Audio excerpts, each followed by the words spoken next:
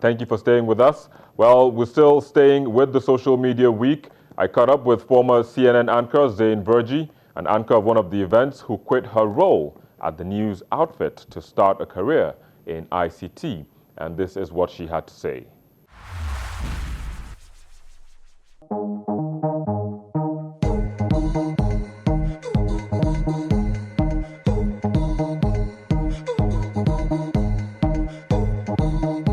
We began by asking her why she chose tech instead of staying in the media.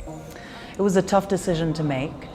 Being at CNN and kind of being at the top of your game on a global platform, most people would think, it's crazy. Why would somebody do that? I felt that I'd been at CNN for 14 years. I'd started when I was 25 years old, and I wanted a new challenge in my life. I didn't feel that I was learning anymore. I didn't feel I was growing anymore professionally or personally. And so I thought I would take a risk and reinvent myself and do something that kind of, you get excited about, something that was different. And also something that I was passionate about, which made business sense as well. So Africa is a natural space that I would be interested in, being from Kenya. And over the years while at CNN, I saw the media industry changing around me, and I was still static. But everything was moving, and it was really exciting. And I wanted to play a part in that, and it had to be digital. And so I had to learn. And how exciting has the tech journey been so far? It's been amazing, being part of a startup, learning new things about product and development in the digital space, business models that are working, that are not working, how do you actually get the content put together in innovative and disruptive ways. And so all of these things mean that you have to shift a mindset from a talent that knows how to do one thing, report, ask questions, read, go out in the field, to someone who is multi-dimensional, and you're learning different things all the time. And I'm meeting different people that are really cool and smarter than I am in this field, so I've been like a sponge, kind of absorbing everything, because I started off not really knowing too much. Zain has since launched her own startup, and she opened up on what it is all about. It's a digital and content platform where anyone around the world who is interested in telling the Africa story or their African story can come onto an open platform and share it. Right? You have a story, and your colleagues and friends have something that they're passionate about, that they care about, but they may not be able to get it out to a global audience, to a local audience, make it move in different ways on mobile, right? So what do you do with it, and how do you get paid for it, right? So Akoma exists to be the canvas for content creators, whether it's in video production, writing, photography, documentary, animation, podcasting. We want to be the conduit where talent comes, and we work with that talent to grow the talent, to create new opportunities, to bring different audiences and higher profiles, and pay what's fair to the creators so they can make a living out of it. One big question is what kind of agreement is on the table for content creators? Yeah, there's always a pre-agreement, but we're in the process of figuring out what that looks like. So right now we're just commissioning work where we want to just directly in a flat sort of way, not in a rev share way at this point. So I think as our business model and as we grow, we'll be experimenting with different ways of doing that. We've only been up for about 6 months. We launched in August last year. So I mean, we really are truly at ground zero. We're at the bottom. We're at the bottom, wanting to build up. And we don't want to do it too fast. Obviously, not too slow. We want to do it the right way. So as we work with our creators, we'll be able to sort of determine what that looks like. Zain says the startup is not only designed for Africa, but also for Africans in the diaspora who have stories to tell.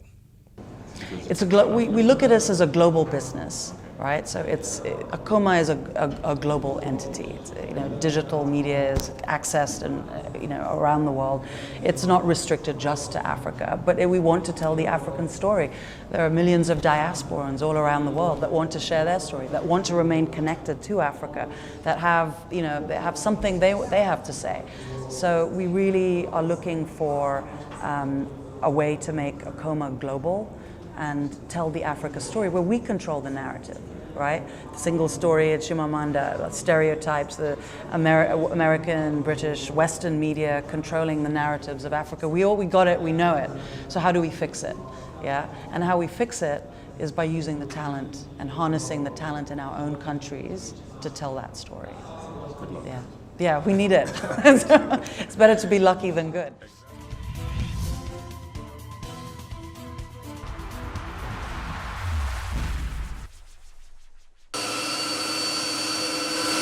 This week's top 5 videos begins with that of 43 Nigerians repatriated from Italy, Belgium and Germany.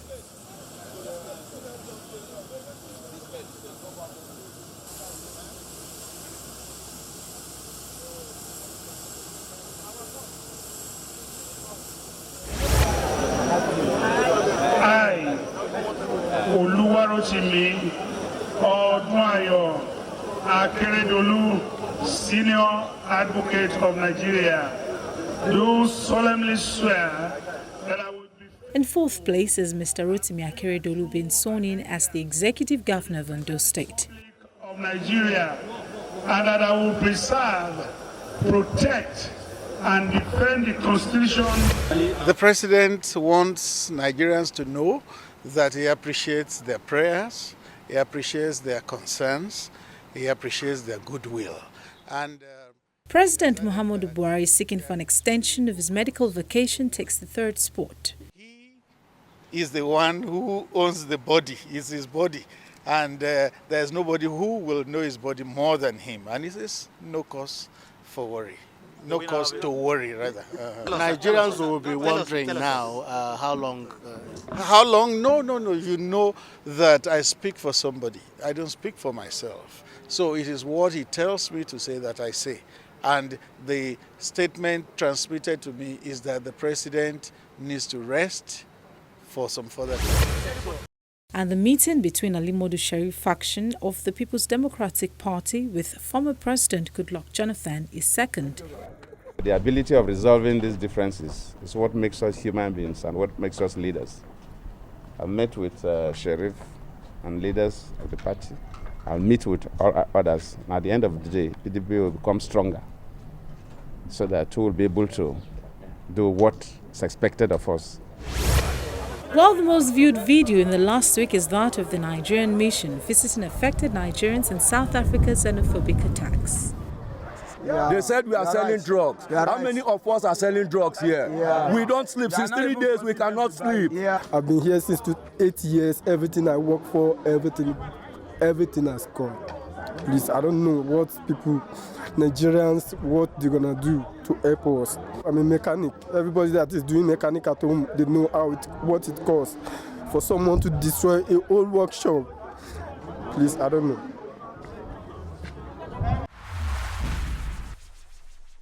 Well, those were the videos that you watched the most on our YouTube channel in the past week, and that's where we draw the curtains on this edition of the program.